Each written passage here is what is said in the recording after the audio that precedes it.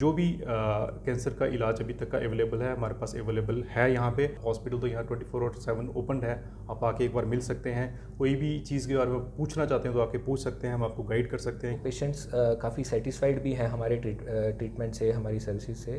तो I think जो treatment आपको बाहर मिलेगा वो जम्मू में अवेलेबल है, ये मैं कह सकता हूँ with quite confidence. Things have changed and evolved, तो सीक्वेंस के हिसाब से वी हैव एवरीथिंग। नमस्कार, टेक ऑन देख रहे हैं आप और मैं हूं रोहित शर्मा। कैंसर की बात की जाए तो ये एक ऐसी बीमारी है, डेडली डिजीज़ हम जिसे कहेंगे, कि तमाम लोग जो हैं आज के इस युग की बात की जाए तो कहीं ना कहीं इस बीमारी से बहुत सारे जो पेशेंट्स हैं वो जूझते हैं और कहीं ना कहीं असमंजस की स्थिति में रहते हैं कि किस प्रकार इस बीमारी को जो है वो डायग्नोस किया जाए और कैसे पता किया जाए कि ये बीमारी हमें किस स्टेज पर पहुंच चुकी है और क्या इसका जो है ट्रीटमेंट है उसको लिया जाए। तो इसी पे चर्चा करने के लिए आज हम यहाँ पर अमेरिकन ऑन्कोलॉजी इंस्टीट्यूट में हैं, जहाँ पर हमारे साथ डॉक्टर सुरभि कुडियार जी हैं बात करने के लिए, और ये ऑन्कोलॉजी सर्जिकल ऑन्कोलॉजी हैं। इनसे सबसे पहले बात करेंगे। मैम, आपका टेक में बहुत बहुत स्वागत है। Thank you. मैम, ऑन्कोलॉजी की बात करें हम, कैंसर एक ऐसी डेडली डिजीज़ है कि हर व्यक्ति इसको मतलब ईजिली डायग्नोज नहीं कर पाता। तो सबसे पहले ये बताएंगे कि टाइप्स ऑफ कैंसर्स है क्या, और मोस्टली फीमेल्स जो रहती हैं, फीमेल्स कैसे इस डिजीज़ को डायग्नोज करें? देखिए, आपने बात की डायग्नोसिस की। सबसे पहले मैं ये बोलूँगी कि हमें इस चीज़ को समझना ज़रूरी है कि ये जो बीमारी है ये लाइलाज नहीं है। क्यों? क्योंकि सबसे पहले जो हम अपनी माताओं में, हम हर एक इंसान को हम ये एडवोकेट करने की कोशिश करते हैं कि पहले अपनी बीमारी को पहचानिए। और हर बीमारी जो होती है वो कैंसर नहीं होती। शरीर के बीच में कहीं पर भी कोई छोटी सी गांठ या कुछ भी अगर आप कभी भी देखें तो ये मत समझिए कि वो मुझे कैंसर हो गया, या किसी को नहीं बताएं और इस चीज़ को छुपाएं। सबसे पहली चीज़ तो हमें इस डिलेमा से बाहर आना है कि हर जो बीमारी या किसी भी बीमारी के लक्षण जो शुरू होते हैं वो कैंसर तक जाते हैं, या फिर हर बीमारी कैंसर की शक्ल ले लेती है। ऐसा नहीं है। हर बीमारी की फितरत अलग है, हर बीमारी की पहचान अलग है। तो इसीलिए हमें सबसे पहले ये चीज़ सोचनी है कि हर बीमारी कैंसर नहीं होती, और अगर कैंसर है भी तो कैंसर का इलाज मुमकिन है। ऐसा नहीं है कि कैंसर एक लाइलाज बीमारी है। हाँ, मैं ये ज़रूर कहूँगी कुछ स्टेजेस पे होते हैं। जैसे हम हमेशा ये, जब भी हम किसी कैंसर पेशेंट से पूछते हैं, हम उससे ये पूछते हैं कि आप किस स्टेज में हो, स्टेज 1, स्टेज 2, स्टेज 3। तो ज़रूर ये मैं कहूँगी स्टेज 1, स्टेज 2 के जो पेशेंट्स होते हैं उनको हम पूरी तरह से क्योर कर पाते हैं, ऐसा नहीं है। और जो उनकी लाइफ एक्सपेक्टेंसी है अकॉर्डिंग टू डिफरेंट, मतलब कहें कि हर आंकड़ों के हिसाब से अगर देखा भी जाए तो वो बहुत ज़्यादा बढ़ जाती है। लेकिन स्टेज 3, स्टेज 4 के बीच में हमें ज़रूर कुछ दिक्कतें आती हैं, बट मैं ये नहीं कहूँगी कि उनके बीच में कोई होप नहीं है। There is a hope. वो कहते हैं ना, every cloud has a silver lining, so there is always a hope for every stage. So ये चीज़ सोचना कि अब मुझे कैंसर हो गया, मैं ठीक नहीं हो सकता या मैं नहीं हो सकती, ये हमें इस सोच से पहले बाहर आना है। जब हम इस सोच से बाहर आएंगे तो हर बीमारी का इलाज कर पाएंगे। मैम, फीमेल्स की बात करेंगे, मोस्टली जो एक ब्रेस्ट कैंसर की बात करेंगे, ज़्यादातर वुमेंस जो है इस चीज़ को डायग्नोस नहीं कर पाती, टाइमली पता नहीं चलता, और कहीं ना कहीं रूरल एरियाज़ की या कहीं बैकवर्ड एरियाज़ की बात करें तो कहीं ना कहीं झिझक जाती हैं लेडीज इस बीमारी को बताने के लिए। ये तो आपने बिल्कुल सही कहा। कैसे उनको आप कैसे अवेयर करेंगे और इसको टाइमली कैसे डायग्नोस किया जाए, क्या इसके सिम्टम रहते हैं, वो थोड़ा सा बताएं। देखिए, हमारे माताओं के बीच में जो फीमेल कैंसर्स हैं, फीमेल कैंसर के बीच में हमारे पास सबसे पहले जो मोस्ट प्रेवलेंट कैंसर है वो ब्रेस्ट कैंसर है। उसके बाद आता है बच्चेदानी के मुंह का कैंसर, फिर आता है बच्चेदानी के बाकी हिस्सों का कैंसर, जैसे कि अंडकोश का कैंसर, और जो बाकी जो हमारी बच्चेदानी, जैसे मैंने मुंह की बात की, वहीं अंदर के बीच में बच्चेदानी के अंदर का कैंसर। इन सब चीज़ों के बीच में हमें सबसे पहले ये चीज़ समझनी है कि हमारे लक्षण क्या हैं। अब हम ये कहते हैं कि सबसे पहले तो कुछ लक्षण ऐसे होते हैं कि हर फीमेल उनको इग्नोर करती हैं। इग्नोर का मतलब ये है कि अगर उनको कोई निचले पेट में दर्द हो रही है, या फिर उनकी माहवारी के बीच में रेगुलरिटी नहीं है, या फिर माहवारी के टाइम पे उनको कोई और दिक्कतें फेस करनी पड़ती हैं, जैसे बहुत ज़्यादा होती है, टाइम से पहले आ जाती है, महीने के 2-3 बार आ जाती है। तो देखिए, ये छोटे छोटे सिम्टम्स हैं, छोटी छोटी चीज़ें हैं जो भगवान हमें ऐसे सिग्नल्स देता है, लेकिन हम ये चीज़ पहचान नहीं पाते। क्यों? क्योंकि हम इन चीज़ों को अनदेखा करते हैं। अब छाती के कैंसर के बारे में आपने बात की, ब्रेस्ट कैंसर के बारे में, तो एक गांठ है। हम हर माता को ये समझाते हैं कि एक एंटिटी होती है जिसको हम ब्रेस्ट सेल्फ एग्जामिनेशन बोलते हैं। ब्रेस्ट सेल्फ एग्जामिनेशन कुछ ज़्यादा नहीं है, बस सिर्फ ये है कि अपने आप को खुद देखना है, अपने आप को खुद फील करना है। देखिए, अगर मुझे कहीं पर भी सुई चुभेगी तो उसकी दर्द मुझे होगी। मैं अगले को सिर्फ ये बता सकती हूँ कि मुझे दर्द हुई है, लेकिन उस दर्द की इंटेंसिटी कितनी है, वो दर्द किस हिस्से में महसूस हुई है, वो सिर्फ वही इंसान समझ सकता है जिसको वो पिन प्रिक लगा होता है। तो उसी तरह से अगर किसी के भी शरीर में कोई भी गांठ हो, जैसे कि माताओं की छाती में कोई भी गांठ हो, तो वो उस गांठ को अपने खुद की महसूस करने की शक्ति से पहचान सकती हैं। और अगर वो इस महसूस करने की शक्ति से पहचान सकें तो वो उसी समय डॉक्टर के पास जाएं। क्योंकि देखो, मैं अब दोबारा ये बात रिपीट करूँगी कि ज़रूरी नहीं है कि अगर छाती के बीच में कोई भी गांठ है तो वो कैंसर ही होगा, until and unless proved otherwise, कि जब तक हमें उसकी जांच ना की जाए।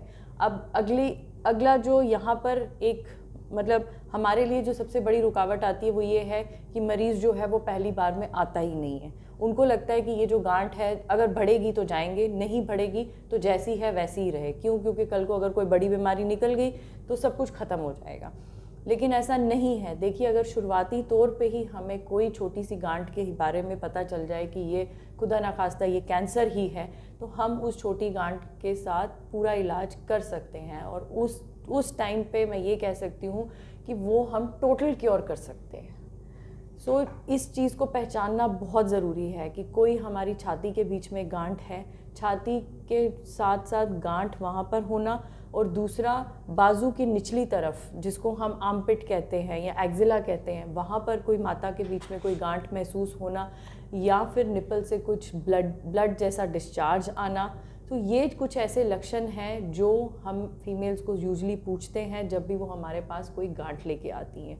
और रही बात माहवारी के बीच में कोई दिक्कतें होना, माहवारी बंद होने के बाद भी माहवारी आना, ये कुछ ऐसे लक्षण हैं जो हमें कैंसर की तरफ अंदेशा देते हैं। वेट लॉस होना, निचले पेट में कंटिन्यूसली दर्द होना, निचले पेट की दर्द जो है वो पीछे पीठ की तरफ जाना।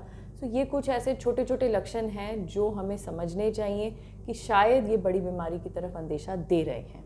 अवेयरनेस की काफ़ी ज़रूरत रहती है मैम। अभी 4 फेब को वर्ल्ड कैंसर डे भी आ रहा है, तो हमेशा से एक थीम रहती है वर्ल्ड कैंसर डे पर किसी न किसी थीम को लेकर इस डे को सेलिब्रेट किया जाता है।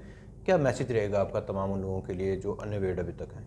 देखिए, वर्ल्ड कैंसर डे का मतलब सिर्फ एक सेलिब्रेशन नहीं होता है। वर्ल्ड कैंसर डे का मतलब एक अवेयरनेस का होता है, और हर साल वर्ल्ड कैंसर डे जो होता है वो एक थीम के साथ आता है। सो कुछ ऐसा है कि हम उसको 3 साल तक एक थीम चलाते हैं या 4 साल तक एक थीम का होता है। सो पहले साल जो थीम हमारा चल रहा था वो था I am and I will, मतलब कि मैं कर सकता हूँ और मैं करूँगा। ये मतलब इसका मतलब ये था कि हम अवेयरनेस ये देते थे कि अगर कोई छोटी से छोटी लक्षण भी आपको लगते हैं तो प्लीज़ डॉक्टर के पास आइए। I am and I will. But इस साल से 2022 से अब जो हमारा थीम है वर्ल्ड कैंसर डे का वो है क्लोज द केयर गैप। अब आप पूछेंगे कि क्लोज द केयर गैप का क्या मतलब है। देखिए, क्लोज द केयर गैप का मतलब ये है कि हर एक चीज़ के बीच में ना डिस्पैरिटीज़ होती हैं। डिस्पैरिटीज़ होती हैं, जेंडर डिस्पैरिटीज़ होती हैं, मॉनेटरी डिस्पैरिटीज़ होती हैं, एजुकेशन डिस्पैरिटीज़ होती हैं। सो इन इनइक्वालिटीज़ को, इन इनइक्विटीज़ को हमें इस गैप को क्लोज़ करना है। गैप का मतलब ये है कि हमें ये चीज़ समझनी है कि अब अगर हमें ये बीमारी हो गई है तो हम उसको फाइनेंशियली कैसे उस चीज़ के साथ कोप अप करें, मेंटली साइकोलॉजिकली उस चीज़ के साथ कैसे कोप अप करें। तो इन सब चीज़ों के जो गैप्स हैं तो हमें वो चीज़ें भरनी है। मैम कहीं ना कहीं जम्मू की बात करेंगे, यहाँ पर पता नहीं चल पाता लोगों को कि हम कहाँ जाएंगे, कहाँ कंसल्ट करेंगे। अमेरिकन ऑन्कोलॉजी इंस्टीट्यूट है, कितना सक्षम है इस बीमारी से ट्रीट करने के लिए, और कितना आपके पास जो सफिशिएंट स्टाफ है यहाँ पर डॉक्टर्स का? देखिए, हमारे पास ऐसा नहीं है, वो फिर यही बात आ जाएगी कि हम अपने मुंह से खुद अपने लिए बोल रहे हैं।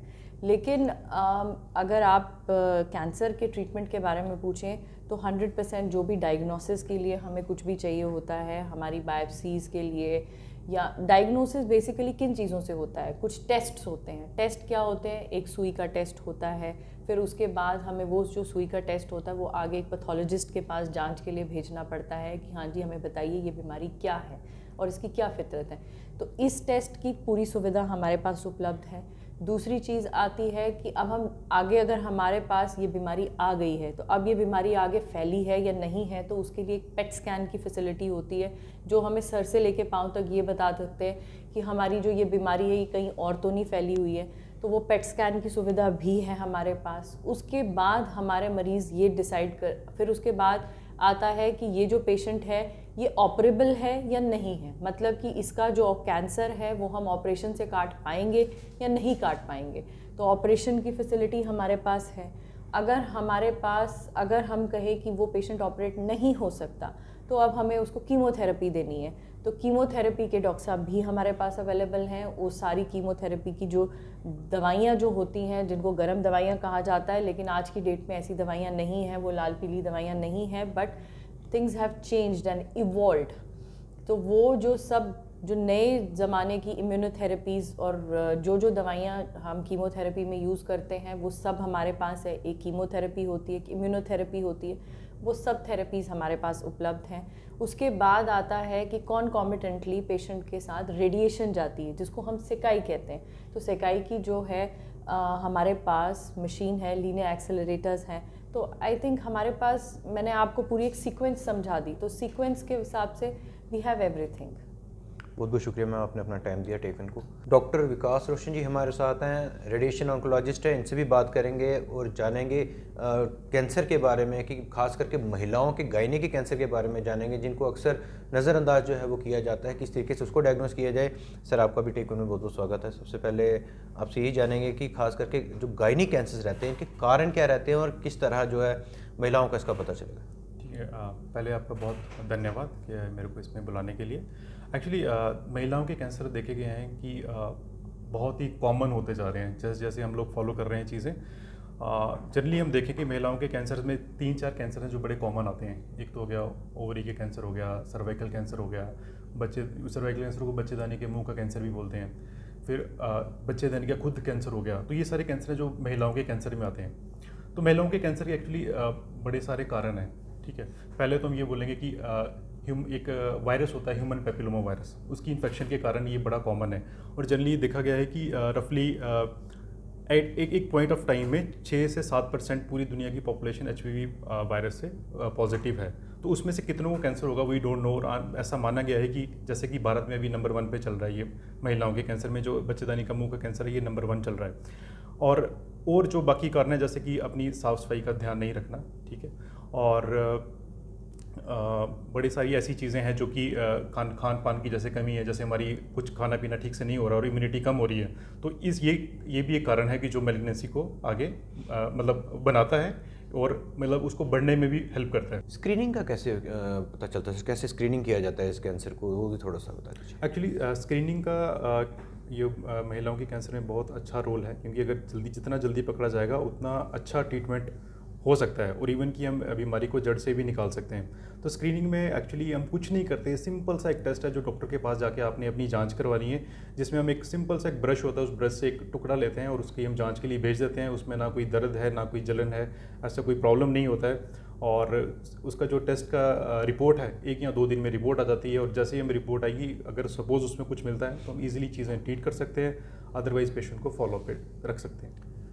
एक डर सा बन जाता है डॉक्टर साहब, जब एक पता चलता है किसी पेशेंट को कि I am suffering from cancer, वो किसी भी टाइप का होगा, तो वहाँ पर उस स्टेज पर कहीं ना कहीं लोग जो है नज़रअंदाज करते हैं और कहीं ना कहीं अवॉइड करते हैं हॉस्पिटल जाना या डॉक्टर के पास जाना। और कहीं ना कहीं सुपरस्टिशियस की बात करेंगे तो काफ़ी लोग अंधविश्वास में काफ़ी वो लगते हैं कि और कई जगह झाड़ फूँक के जरिए जो वो भी अपनाते हैं अपने इलाज करने के लिए। तो ऐसे लोगों के लिए आप क्या उनके लिए मैसेज रहेगा? आई थिंक ये जो आपने बड़ा अच्छा पॉइंट उठाया है कि झाड़ फूँक और लोगों से जाके मिलना, मुझे लगता है कि ये एक इम्पॉर्टेंट चीज़ है। अगर हम यहाँ से पेशेंट को रोक लें तो आई थिंक हम उनको ठीक करने की कगार पे ले जा सकते हैं। अदरवाइज़ क्या हो रहा है कि पेशेंट्स इन चक्करों में बड़ा ज़्यादा टाइम वेस्ट कर देते हैं। तो जो कि आप मानो कि जो स्टेज 1 है या 2 है, जो कि डिजीज़ बड़ी अर्ली है, वो बाद में कन्वर्ट हो जाती है एडवांस स्टेज में।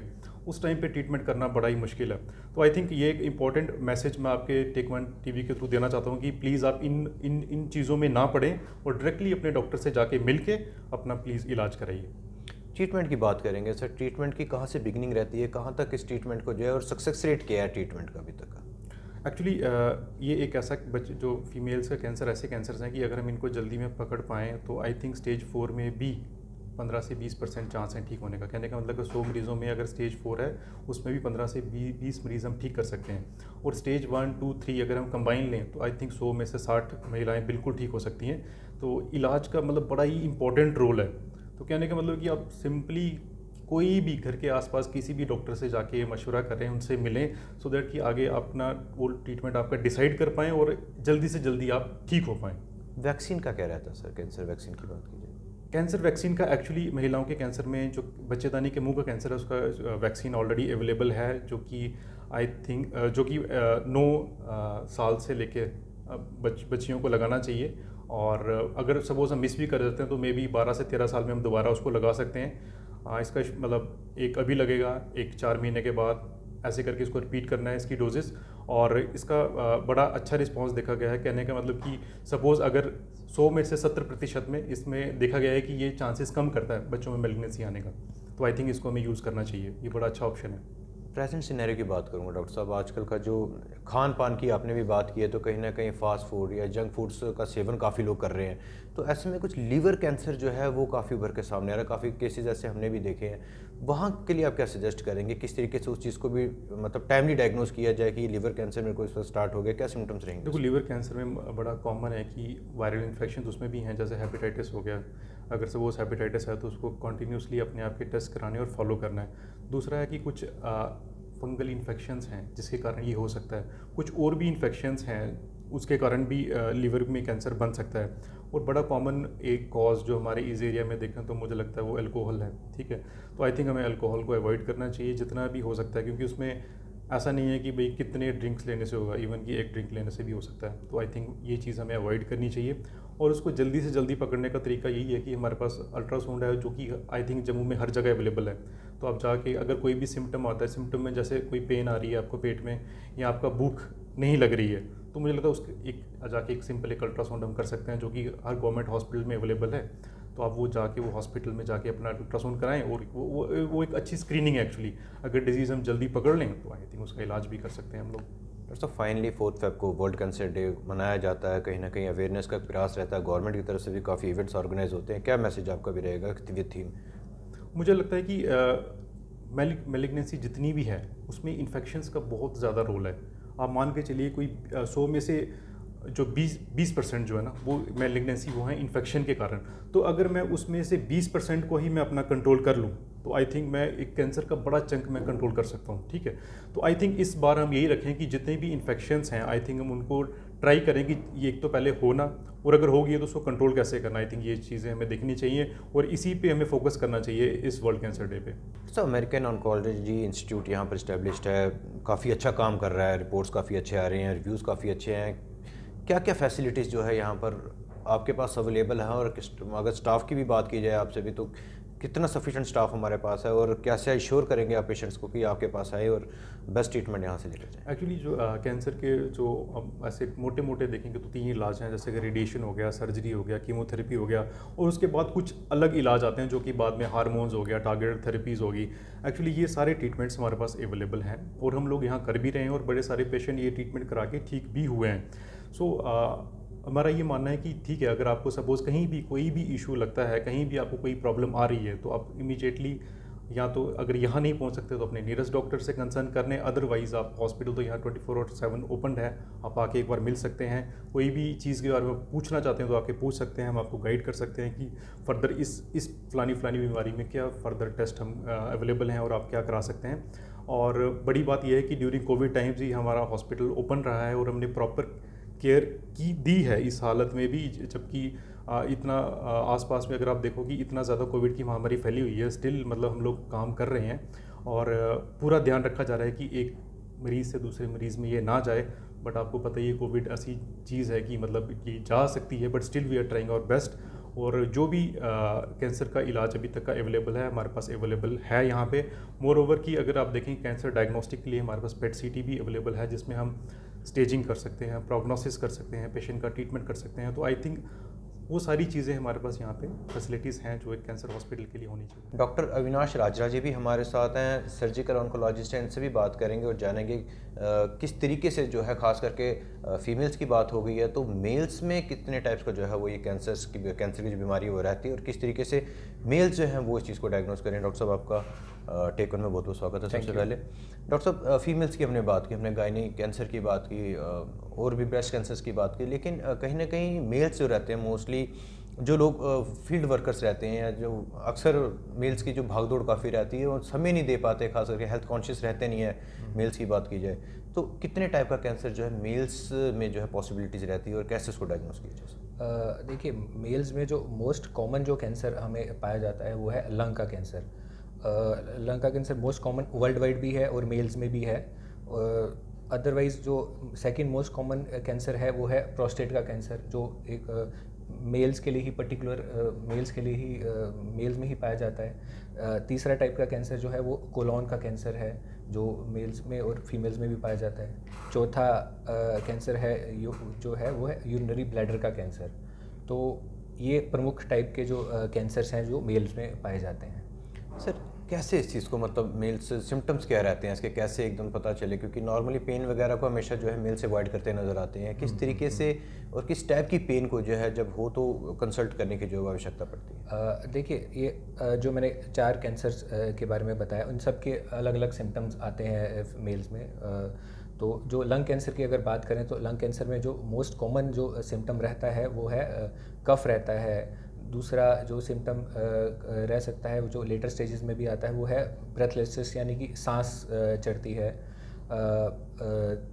और यही 2 प्रमुख जो सिम्टम्स वो लंग कैंसर में आते हैं। प्रोस्टेट का जो कैंसर है उसमें जो लक्षण आते हैं वो है पेशाब रुकना या पेशाब में कभी ब्लड आता है।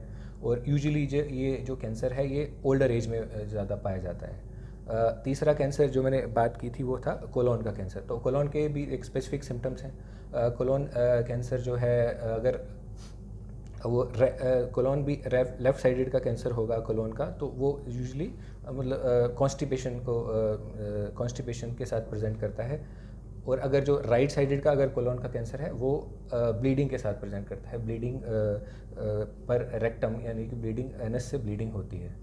तो यही प्रमुख टाइप के जो सिम्टम्स जैसे डिटेक्ट कर सकते हैं जिससे। प्रोस्टेट की आपने बात की सर, इसकी एक तो ये बता दीजिए कि डेडलाइन क्या रहती है, किस हद तक जो है प्रोस्टेट को मतलब ऑपरेट इसका एक रहता है लास्ट प्रोस्टेट का जब निकाला जाता है उसको, तो खास करके ओल्ड आपने बताया कि बड़ी उम्र के लोगों में ये जो बीमारी पाई जाती है, तो किस हद तक जो है इसका सक्सेस रेट रहता है इसका सर्जरी का? और जम्मू में क्या होलअप की भी बात की जाए, होलअप इसका एक सर्जरी का पार्ट रहता है, क्या वो यहाँ पर अवेलेबिलिटी है जम्मू में? जम्मू में डेफिनेटली अवेलेबल है ये जो होलअप और मोस्ट मॉडर्न ट्रीटमेंट जो हैं वो अवेलेबल आपको जम्मू में मिलेंगे। देखिए, जो प्रोस्टेट का कैंसर है एक स्पेक्ट्रम इसका रहता है। और स्पेक्ट्रम का मतलब है कि ये एक बहुत बिनाइन सा कंडीशन भी रह सकता है और बहुत एक ख़तरनाक सा भी कंडीशन रह सकती है इसमें। तो इसको ग्रेडिंग करनी पड़ती है। सबसे पहले तो हमें ग्रेडिंग इसकी करनी पड़ती है। जब पेशेंट पहले हमारे पास आता है हम उसका जो एक सैंपल लेते हैं उसमें ग्रेडिंग इसकी करनी पड़ती है। तो उस ग्रेडिंग के अकॉर्डिंग ही इसकी जो एग्रेसिवनेस है वो उसको डिटरमाइन करते हैं हम लोग। तो इसका एक स्पेक्ट्रम जो रहता है और स्पेक्ट्रम के अकॉर्डिंग ही ये ट्रीट होता है। तो इसके ट्रीटमेंट के 3 जो मेजर मोडेलिटीज़ हैं। पहला तो मैं बात करूँगा कि सर्जरी। तो सर्जरी जो अर्ली केसेस आते हैं हमारे पास प्रोस्टेट कैंसर के, उसमें सर्जरी पॉसिबल है। उसमें सर्जरी करके हम पूरा डिजीज़ निकाल सकते हैं और वो पेशेंट स्वस्थ रहता है उसके बाद। दूसरा जो इसकी मोडेलिटी है वो है रेडिएशन ट्रीटमेंट, यानी कि जैसे रेज से जो ट्रीटमेंट होता है इसका। तो अगर एडवांस स्टेज में कैंसर लोकली एडवांस यानी कि थोड़ा एडवांस जो अभी फैला नहीं है, तो उसमें अगर पेशेंट आए तो उसमें हम रेडिएशन ट्रीटमेंट प्रेफर करते हैं। तीसरा टाइप का ट्रीटमेंट है जो कीमोथेरेपी प्लस हार्मोनल ट्रीटमेंट। तो वो एक बहुत इम्पॉर्टेंट इसमें ट्रीटमेंट है। उसके अगर पेशेंट लेटर स्टेजेस में या और अगर पेशेंट का कैंसर जो फैल गया है तो उसमें हम ये मोडेलिटी हम यूज़ करते हैं। तो इसमें या तो इंजेक्शंस पेशेंट को लेने पड़ते हैं, मतलब दवाइयों के रास्ते। तो या तो पेशेंट इंजेक्शंस से अपना ट्रीटमेंट करवाता है या तो उसमें एक सर्जरी कर सकते हैं जिसमें पेशेंट के टेस्टिस रिमूव करने पड़ते हैं, बिकॉज वो हार्मोन का सोर्स है। डॉक्टर साहब यही बात मील्स की बात चली, तो कहीं ना कहीं जो फूड हम आजकल जो सेवन चल रहा है, खास करके पहले भी बात हुई है, तो कहाँ तक आप समझते हैं कि जो जंक फूड या ये फास्ट फूड ये रीज़न है, खास करके अगर आज की वो बात करें मोमोज़ वगैरह जो ज़्यादा इस्तेमाल सेवन इनका ज़्यादा किया जा रहा है, कहीं ना कहीं ये भी एक कारण बनते हैं जिससे कि स्टोन का भी कैंसर जो है वो सामने डायग्नोज होता है। किस हद तक आप रीज़न मांगते हैं इस फूड को? देखिए, फूड इसमें कोई शक की बात नहीं है कि जो पैक्ड फूड्स और जो प्रोसेस्ड फूड्स आ रहे हैं आजकल, वो एक कैंसर का कारण है। तो जितना हद तक हो सके एक हेल्दी डाइट को अडॉप्ट करना चाहिए कैंसर को प्रिवेंट करने के लिए, जैसे कि होलसम डाइट, जैसे कि ग्रेन्स हो गया, ग्रीन लीफी वेजिटेबल्स हो गया। इस डाइट को अडॉप्ट करेंगे तो काफ़ी हद तक आप कैंसर का प्रिवेंशन कर सकते हैं। और सब मेल्स की बात चलिए तो जानेंगे आपसे कि मतलब किस हद तक जो आपके पास कंसल्टेशन आती है वो मेल्स की आती है, क्योंकि मोस्टली मेल से इन चीज़ों को अवॉइड करते नज़र आते हैं कि यार डॉक्टर के पास जाना ज़रूरी नहीं समझते और हमेशा नकार दिया जाता है कि ठीक है यार हो जाएगा अपने आप। देखिए, एक हमारी सोसाइटी में इन जनरल मेल्स में एज वेल एज, मैं ये नहीं कहूँगा कि सिर्फ मेल्स में ये रहता है, फीमेल्स में भी रहता है कि काफ़ी लोग सिम्टम्स जो अपने हैं उनको इग्नोर करते हैं।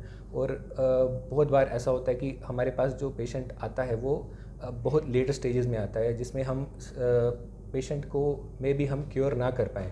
तो एक ये मैं मैसेज ज़रूर देना चाहूँगा कि अपने जो सिम्टम्स हैं उसको इग्नोर बिल्कुल मत कीजिए, और अगर जितना अर्ली आप हमारे पास आएंगे उतना आपके क्योर होने के चांसेस बढ़ जाएंगे। तो एक ये मैसेज मेरी तरफ से ज़रूर जाएगा कि अर्ली कैच करें कैंसर को ताकि हम क्योर कर पाएँ उसको। डॉक्टर साहब हाल ही में हमने न्यूज़पेपर्स में भी देखा, काफ़ी चर्चा भी हुई है कि एक ऐसी मेजर सर्जरी जो है आपके यहाँ पर लंग्स की सर्जरी आपने की। थोड़ा सा सर्जरी के बारे में बता दें, क्या ये सर्जरी थी और किस हद तक जो है इसको जो सक्सेस आपने प्राप्त करी? देखिए, एक ये सर्जरी जो थी, एक लंग कैंसर का पेशेंट था, और ये पेशेंट काफ़ी देर से जो पेशेंट ये सफ़र कर रहा था ये अपने लंग कैंसर से। और ये पेशेंट जब हमारे पास आया तो हमने पेशेंट को एवेलुएट किया, हमने डायग्नोस किया और उसको एडवाइस किया कि ये आपका सर्जरी इसमें पॉसिबल है, बिकॉज़ ये लंग कैंसर एक ऐसा डिजीज़ है जिसमें कुछ परसेंटेज ऑफ पेशेंट्स ही हैं जो सर्जरी करवा के क्योर हो सकते हैं। अदरवाइज़ ये कैंसर हम देखते हैं कि ये मोस्टली एडवांस केसेस में प्रेजेंट करता है, एडवांस स्टेजेस में प्रेजेंट करता है। ये एक पेशेंट था जो हमें मिला जो ऑपरेबल था और जिसको हम सर्जरी करके क्योर कर सकते थे। तो हमने ये सर्जरी का ये ज़िम्मा उठाया और सर्जरी हमने परफॉर्म की, और पेशेंट आज स्वस्थ है। और हमारी टीम जिसमें डॉक्टर सुजीत भट्ट, मैं था, और हमारे anaesthetist team doctor Atul Sharma, doctor Khurram और हमारे असिस्टेंट्स भी थे। तो हम सब ने एक ये सर्जरी का ज़िम्मा उठाया और इसको कंप्लीट किया, और पेशेंट आज स्वस्थ है। मोस्टली सर लोग बाहर की तरफ रुख करते थे हमेशा, जब भी कैंसर जैसी बीमारी को डायग्नोस किया जाता तो कहीं ना कहीं एक विश्वास जो है वो यहाँ पर जम्मू के अंदर अभी तक लोगों का देखने को नहीं मिलता था। काफ़ी अच्छा काम मैं फिर से दोहराऊंगा कि अमेरिकन ऑन्कोलॉजी इंस्टीट्यूट आपका यहाँ पर कर रहा है। कैसे एश्योर करेंगे आप ही पेशेंट्स को कि बाहर की तरफ रुख ना कर आपके पास आएं और एक सेटिस्फैक्ट्री ट्रीटमेंट जो है यहाँ से लेकर? देखिए, जो मैंने पहले भी बात की कि कैंसर की जो ट्रीटमेंट की 3 मोडेलिटीज़ होती हैं। First is surgery, second is radiation treatment यानी कि जिससे रेज से ट्रीटमेंट होता है, और तीसरा होता है कीमोथेरेपी, और उसमें टारगेटेड ट्रीटमेंट भी आ जाता है, तो जिसमें हम दवाइयों से ट्रीट करते हैं पेशेंट को। तो ये ही तीनों जो मोडेलिटीज़ हैं इसके थ्रू ही कैंसर ट्रीट हो सकता है, और ये सब हमारे अमेरिकन ऑन्कोलॉजी इंस्टीट्यूट में अवेलेबल है। और आई थिंक हम जो ट्रीट कर रहे हैं पेशेंट्स को, पेशेंट्स काफ़ी सेटिस्फाइड भी हैं हमारे ट्रीटमेंट से, हमारी सर्विसेज से। तो आई थिंक जो ट्रीटमेंट आपको बाहर मिलेगा वो जम्मू में अवेलेबल है, ये मैं कह सकता हूँ विद क्वाइट कॉन्फिडेंस कि जो ट्रीटमेंट आपको बाहर मिल रहा है वो यहाँ भी अवेलेबल है। सो आप एक बार ज़रूर कंसल्टेशन और जस्ट फॉर ओपिनियन आप ज़रूर आ सकते हैं बिफोर। अगर आपको लगे कि फिर भी बाहर जाने की ज़रूरत है तो आप जा सकते हैं, but still I would want कि एक कंसल्टेशन ज़रूर, आप एक ओपिनियन ज़रूर जम्मू में लीजिए ताकि आपका ट्रीटमेंट अपने घर में बैठ के आपका ट्रीटमेंट हो पाए। डॉक्टर साहब आपने अपना कीमती समय हमें दिया और साथ ही साथ एक बहुत ही महत्वपूर्ण जानकारी सबके साथ शेयर की। आपका बहुत बहुत धन्यवाद। Thank you. ये थे डॉक्टर अविनाश राजरा जी, इनके साथ साथ डॉक्टर विकास रोशन और डॉक्टर सुरभि कुडियार जी से भी हमारी बात हुई, जिन्होंने एक काफ़ी महत्वपूर्ण जानकारी जो है कैंसर को लेकर जो है हमारे साथ साझा की है और साथ ही साथ अश्योर किया है कि अमेरिकन ऑन्कोलॉजी इंस्टीट्यूट में हर प्रकार के कैंसर की बीमारी का जो इलाज यहाँ पर अवेलेबल है, तो बाहर की तरफ रुख ना करें। और साथ ही साथ एक ख़ास मैसेज भी इनकी तरफ से रहा है कि इस बीमारी को लेकर कभी भी घबराए ना, पैनिक ना हो और इमीडिएटली जो है वो कंसल्ट डॉक्टर को करें, बजाय छुपाने के। खास करके महिलाओं की बात की गई, जो भी सिम्टम या लक्षण ऐसे दिखते हैं तो तुरंत जो है डॉक्टर को कंसल्ट कर इसका जो इलाज है वो पॉसिबल है, इसका इलाज प्राप्त करें। इसके साथ साथ टेक वन की तमाम अपडेट्स को आप डिजिटली भी प्राप्त कर सकते हैं हमारे व्हाट्सएप नंबर पर। हमारा व्हाट्सएप नंबर है 9728253663। कैमरामैन लेखराज के साथ Rohit Sharma, take one. Take one अब आपके व्हाट्सएप पर। व्हाट्सएप करिए हाय 9728253663 पर।